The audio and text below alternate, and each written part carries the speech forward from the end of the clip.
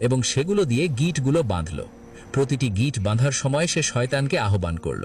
সে বলল, হে অন্ধকারের শক্তি, এই জাদু দ্বারা মুহাম্মদকে আক্রান্ত করো, তার শক্তি কেড়ে নাও, তার স্মৃতি বিভ্রান্ত করো, তার জীবনকে কষ্টময় করো। এভাবে 11টি গিঁট বাঁধা হলো। প্রতিটি গিঁঠে ছিল এক একটি অভিশাপ, এক একটি কালো মন্ত্র।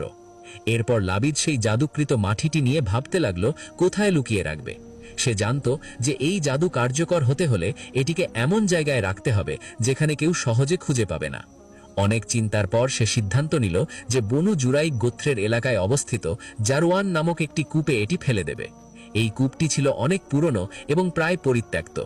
এর পানি ছিল গাঢ় এবং ময়লা, মেহেদির পানির মতো লালচে রঙের। কূপের তলায় ছিল জমাট বাঁধা পলি এবং নোংরা আবর্জনা। লাবিদ গভীর রাতে সেই কূপের কাছে গেল এবং একটি বড় পাথরের নিচে সেই জাদুকৃত মাটিটি লুকিয়ে রাখল। জাদু হয়ে গেল। এখন শুধু অপেক্ষা। লাবিদ জানত যে এই জাদু ধীরে ধীরে তার প্রভাব দেখাবে। সে তার স্বর্ণ মুদ্রা নিয়ে খুশি মনে বাড়ি ফিরে গেল। কিন্তু সে জানত না যে সে কত বড় পাপ করেছে। সে জানত না যে আল্লাহ সুবহানাহু ওয়া তাআলা তার প্রিয় রাসূলকে কখনোই শত্রুদের হাতে পরাজিত হতে দেবেন না। কিছুদিন পর থেকে রাসূলুল্লাহ সাল্লাল্লাহু আলাইহি ওয়াসাল্লামের শরীরে পরিবর্তন দেখা দিতে শুরু করল। প্রথমে তিনি কিছুটা দুর্বল অনুভব করতে লাগলেন। তার স্বাভাবিক প্রাণচাঞ্চল্য যেন কমে যাচ্ছিল। তিনি যে কাজ করেননি তার মনে হতো যেন সেই কাজ তিনি করে ফেলেছেন। আবার যে কাজ তিনি করেছেন তা মনে হতো করেননি। তার স্মৃতিতে বিভ্রান্তি দেখা দিল। এই অবস্থা তাকে অত্যন্ত কষ্ট দিচ্ছিল। উম্মুল মুমিনিন আয়েশা রাদিয়াল্লাহু আনহা এই পরিবর্তন প্রথম লক্ষ্য করলেন। তিনি দেখলেন যে তার প্রিয় স্বামী, যিনি সবসময় এত সক্রিয় এবং প্রাণবন্ত থাকতেন, তিনি এখন ক্লান্ত এবং অবসন্ন দেখাচ্ছেন। তার চোখে আগের সেই তেজ নেই। তার কথায় কখনো কখনো বিভ্রান্তি দেখা যাচ্ছে।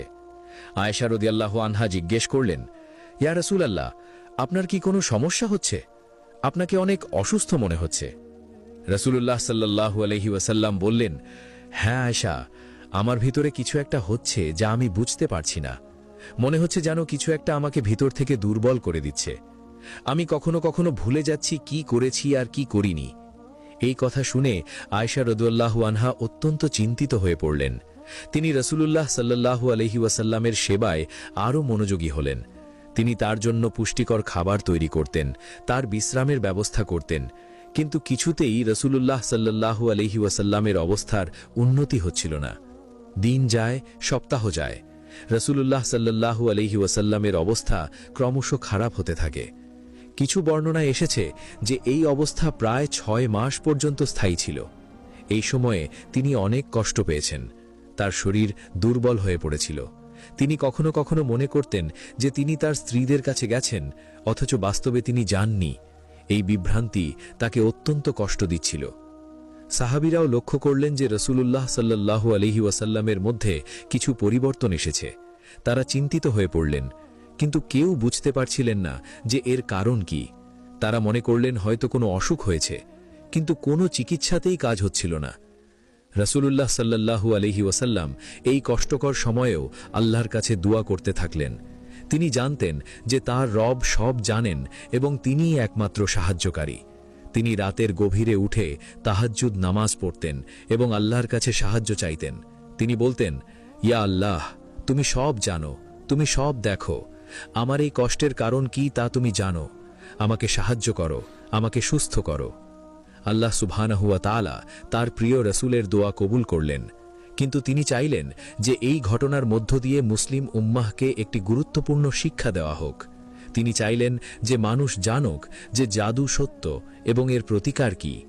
তাই তিনি তার রাসূলকে কিছুদিন এই কষ্টে রাখলেন এবং তারপর তাকে মুক্তির পথ দেখালেন। একদিন রাসূলুল্লাহ সাল্লাল্লাহু আলাইহি ওয়াসাল্লাম আয়েশা রাদিয়াল্লাহু আনহার ঘরে ছিলেন। সেদিন তিনি অনেক বেশি অসুস্থ অনুভব করছিলেন। তিনি আল্লাহর কাছে বিশেষভাবে দোয়া করলেন। সেই রাতে তিনি ঘুমিয়ে পড়লেন এবং সেই রাতেই আল্লাহ তাআলা তাকে স্বপ্নের মাধ্যমে সব কিছু জানিয়ে দিলেন। রাসূলুল্লাহ সাল্লাল্লাহু আলাইহি ওয়াসাল্লাম স্বপ্নে দেখলেন যে দুজন ফেরেশতা তার কাছে এসেছেন। একজন তার মাথার কাছে বসলেন, আরেকজন তার পায়ের কাছে।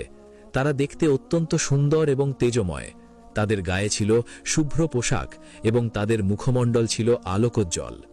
মাথার কাছে যে ফেরেশতা বসেছিলেন তিনি পায়ের কাছের ফেরেশতাকে জিজ্ঞেস করলেন, এই ব্যক্তির কি হয়েছে? পায়ের কাছের ফেরেশতা উত্তর দিলেন, তাকে জাদু করা হয়েছে। প্রথম ফেরেশতা আবার জিজ্ঞেস করলেন, কে তাকে জাদু করেছে?